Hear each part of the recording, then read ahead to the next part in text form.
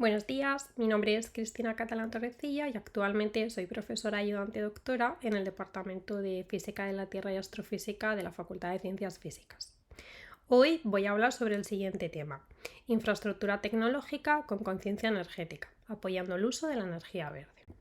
Bueno, ¿y cuáles son los temas que vamos a tratar a lo largo de esta presentación? Bien, pues en primer lugar describiré en qué consiste el proyecto europeo AC3. Para ello voy a centrarme en cuál es el papel de la UCM dentro de este proyecto. Después describiré por qué AC3 está apostando por la energía verde, es decir, pues cuáles son las herramientas que utilizará para llevar a cabo una reducción en el consumo energético. Y finalmente comentaré algunos de los proyectos, sobre todo de tipo instrumental, que están desarrollándose en nuestro departamento y que podrían beneficiarse del uso de las técnicas que se están desarrollando en el contexto de AC3. ¿Y en qué consiste el proyecto europeo AC3?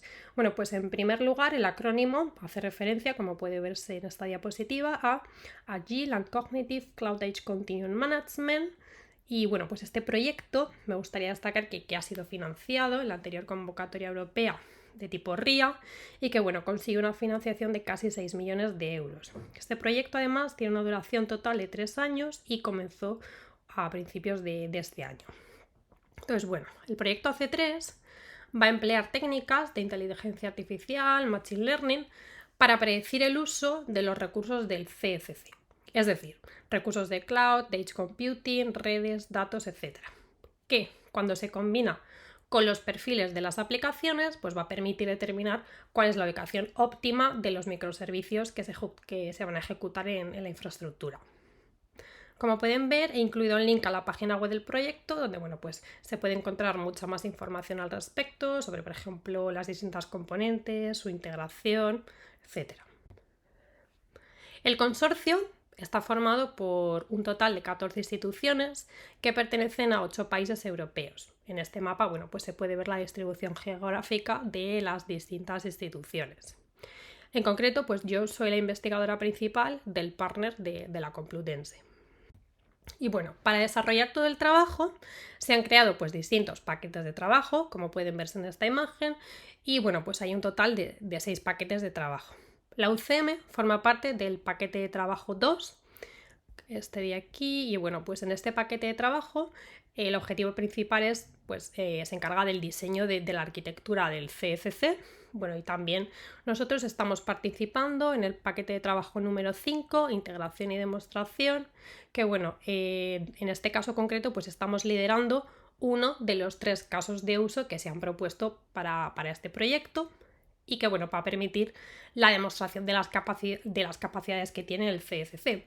Y finalmente también estamos involucrados en el paquete de trabajo número 6, que hace referencia a todas aquellas actividades de diseminación y de comunicación dirigidas tanto a un público general como a un público más experto. Vale, en este diagrama se puede apreciar la interacción entre las distintas instituciones que forman parte del consorcio. En concreto, la UCM se encuentra aquí en la parte de lo que podríamos llamar proveedores de datos, ya que nosotros vamos a ofrecer al consorcio los datos que estamos recopilando del instrumento Megara, del cual hablaré en la siguiente diapositiva, ¿vale?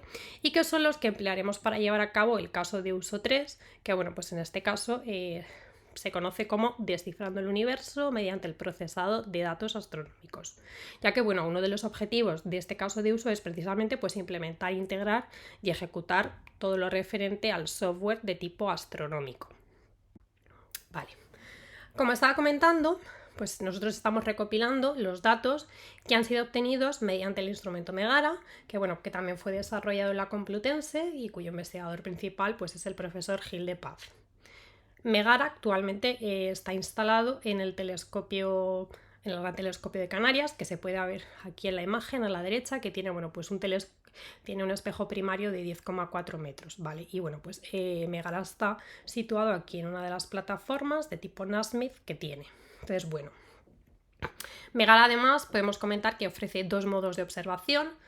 Uno es la unidad de campo integral, la IFU, y otro es el espectrógrafo multiobjeto. Entonces, nosotros, teniendo en cuenta cuáles son los requisitos de este proyecto, vamos a emplear los datos de espectroscopía de campo integral, que los va a proporcionar la unidad de campo integral, ¿vale? En concreto, para poder llevar a cabo el caso de uso 3, vamos a emplear los cubos de datos que, pues que permiten combinar tanto la información espacial como la información espectral. Por ejemplo, en esta imagen podemos apreciar que en el plano XY, pues lo que vemos es la distribución espacial de un objeto astronómico, ¿no? Pues en concreto de una galaxia.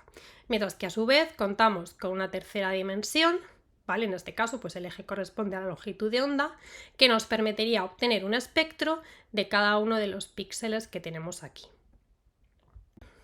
Bueno, aquí simplemente en esta diapositiva lo que podemos es pues hacernos una idea, ¿no? de cómo sería una composición creada utilizando 3 redes del instrumento Megara. Entonces, bueno, tenemos la LRR, que sería la que está más al rojo, la LRV, la parte central, y la B más, pues en la parte más azul del espectro. Entonces, bueno, es decir, aquí lo que tenemos es un espectro y por tanto, pues estamos representando el flujo en el eje Y y la longitud de onda a lo largo de todo el eje X, ¿vale? Bueno, este espectro, pues en concreto corresponde a la galaxia de la imagen que aparece aquí en la derecha, que es en eje C 0718, y bueno, pues este recuadro blanco lo que nos está indicando es cuál sería el campo de visión del instrumento Megara, que pues que nos permitiría en este caso concreto obtener información de las partes más centrales de la galaxia.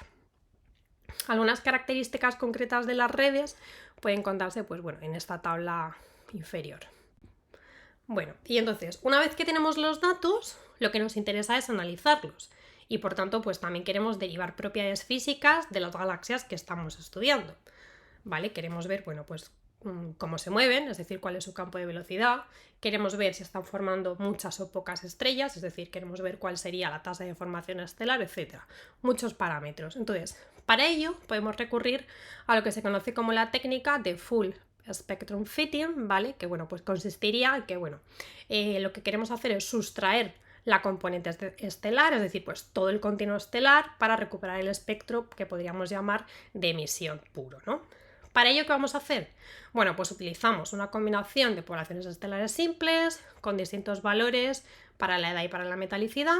Vamos a tener en cuenta también la extinción, es decir, pues que el polvo es capaz de absorber más en ciertas longitudes de onda que en otras. Y bueno, y por último vamos a convolucionarlo con una función que nos va a permitir también tener en cuenta cuál es la resolución de nuestros modelos y la de los datos. Entonces, por ejemplo, en esta imagen de aquí abajo podemos ver en ambas de ellas que tras aplicar el método, ¿vale? Pues en negro, ¿qué tendríamos? En negro tendríamos el observado, el espectro observado, mientras que en rojo lo que tenemos es el mejor ajuste. Finalmente, este espectro de emisión que queremos recuperar se encontraría aquí abajo, en las figuras, pues corresponde al color verde, ¿vale? Y sería la resta de los anteriores. ¿Vale? Entonces, esto sería el método de análisis empleando esta técnica de, Full Spectrum Fitting. Y dado que nosotros estamos dentro del paquete de trabajo 5, donde la integración y la demostración del caso de uso son claves, tenemos que tener en cuenta algunas de las cosas que necesitamos aplicar y optimizar. Por ejemplo, la gestión de la memoria. Es decir, debido a la gran cantidad de elementos tanto espectrales y los píxeles espaciales que contienen estos cubos de datos, pues se requiere de una gestión adecuada de la memoria y que esta se lleva a cabo también de manera eficiente. ¿Para ello qué proponemos? Pues estrategias como comprensión de datos, binning de datos y en general uso de técnicas que incluyan un procesamiento paralelo que nos permita acelerar los cálculos y por tanto pues optimizar el tiempo de procesamiento. Por otro lado, también es importante tener en cuenta que los recursos computacionales y el almacenamiento de volumen de datos. Pues en este caso, por ejemplo, los sistemas de computación de alto rendimiento, las técnicas de computación distribuida para manejar toda esa carga computacional, pues son muy importantes. ¿Qué proponemos? Pues por ejemplo el uso de Kubernetes, que nos ayudaría a acelerar el análisis. En cuanto, también proponemos optimizaciones de software que incluyen, tanto el uso de algoritmos que sean eficientes como herramientas de software que permitan abordar la exploración, la interpretación y la estimación de los parámetros. Y finalmente, el último punto, haría referencia a la escalabilidad del software existente. Es decir, pues nosotros ya tenemos diferentes códigos, ¿vale? Que nos ayudan a llevar a cabo la síntesis de las poblaciones espectrales. Entonces, bueno, pues el uso de este tipo de software, digamos que tiende a ser costoso desde el punto de vista computacional, ¿no? Y que por tanto requeriría de una gestión eficiente también de la memoria. Entonces, bueno, nosotros vamos a aplicar técnicas como la fragmentación o la paralización de los datos y soluciones de optimización complejas. En general, nosotros haremos uso de los contenedores. Para ver un poquito en más profundidad cómo se van a llevar a cabo esta integración y esa demostración, que como comentaba antes forma parte del paquete de trabajo 5 dentro de nuestro caso de uso, pues bueno, pues en la imagen central se aprecia por un lado que nosotros vamos a trabajar teniendo en cuenta tanto un clúster local, ¿vale? Que es decir, aquel que hace referencia al dominio de la UCM, a la vez que tendremos otro clúster que va a estar proporcionado en este caso por IONOS. Por otro lado, en esta imagen de la derecha, pues lo que se muestra son los distintos planos de trabajo, es decir, el plano de usuario, que sería este de aquí, bueno, pues sería, perdón, desde donde lanzaremos las diversas aplicaciones, pues en este caso de tipo astronómico. Después tenemos todo el plano de la gestión y del control de los recursos, donde, bueno, pues las aplicaciones anteriores se integrarán al CCC. Y finalmente, bueno, pues el plano como tal de la infraestructura, el plano inferior. En concreto, en esta diapositiva, bueno, pues podemos ver con más detalle cómo llevaremos a cabo esa integración y demostración, ¿no? Para llevar a cabo pues, el procesamiento distribuido de los cubos de datos. ¿Qué vemos? Bueno, pues en primer lugar, el usuario pues, crearía los config map, es decir, aquellos que serían necesarios, ¿no? Para ejecutar el software de tipo astronómico en este caso. Después, este usuario pues crearía los objetos de tipo job que estarían aquí representados, ¿vale? Y que, bueno, para comenzar a ejecutar pues el software como tal. A su vez, cada job va a crear un pod usando pues nuestra imagen de contenedor personalizada, es decir, estas imágenes de contenedor ya van a contener todas las dependencias y los requisitos necesarios para procesar los cubos de datos. Y bueno, finalmente los pods pues tendrán, o podrían tener acceso a una unidad de almacenamiento compartido. ¿Para qué? Pues para guardar la salida o también para hacer referencia a otros recursos comunes. Es decir, cada pod creará lo que conocemos como un PVC, un Persistent Volume Claim, ¿vale? Que se asignará un volumen persistente en la infraestructura proporcionada. Entonces, hasta ahora hemos visto que el uso de contenedores y el trabajo distribuido son objetivos claves de AC3. De hecho, aquí pueden verse cuáles son los 7 objetivos clave del proyecto. En concreto, el objetivo número 6 muestra la necesidad de conseguir un manejo y una gestión de la infraestructura green oriented, es decir, uno de los objetivos clave es la optimización del consumo energético. Aquí simplemente, pues en esta imagen me gustaría pues destacar cuáles son los objetivos de desarrollo sostenible que están relacionados con el concepto de energía verde. Entonces, pues vemos que la energía verde contribuye directamente al objetivo de desarrollo 7, que, pues que se centra en garantizar el acceso a la energía asequible y sostenible para todos, apoyando, digamos, pues la transición hacia un futuro de energía limpia. Por otro lado, pues también estaría relacionada la energía verde con el objetivo de desarrollo número 13, ¿no? La acción climática, ya que pues la energía verde podemos decir que es un componente clave que nos va a permitir, pues abordar y también mitigar el impacto del cambio climático, ¿no? Ya que ayuda, pues a la transición, ¿no? Hacia una economía baja en carbono, ¿no? Entonces, finalmente, el objetivo de desarrollo número 17, alianzas para los objetivos, pues al final alcanzar todos estos objetivos de desarrollo sostenible, pues requiere de que haya una colaboración estrecha que involucre a distintos agentes. Entonces, pues dentro de este proyecto, del proyecto AC3, se promueven actividades como el intercambio de conocimientos, la transferencia de tecnología, el desarrollo de capacidades que al final permitan que, pues, acelerar adopción de soluciones de energía verde. Entonces, finalmente, pues para terminar, ¿cuáles son las iniciativas que AC3 propone para optimizar el consumo energético? Pues por un lado, la utilización de microservicios, ¿no? La migración de microservicios permite reducir el consumo de energía. En particular, esto es posible porque la migración de estos microservicios tiene un impacto muy bajo en cuanto al consumo de energía en comparación, por ejemplo, con migración de aplicaciones monolíticas. Además, los microservicios pues se migrarán a los nodos verdes disponibles. Y por nodos verdes pues nos referimos aquí a todos aquellos que utilizan energía verde en lugar de energía marrón.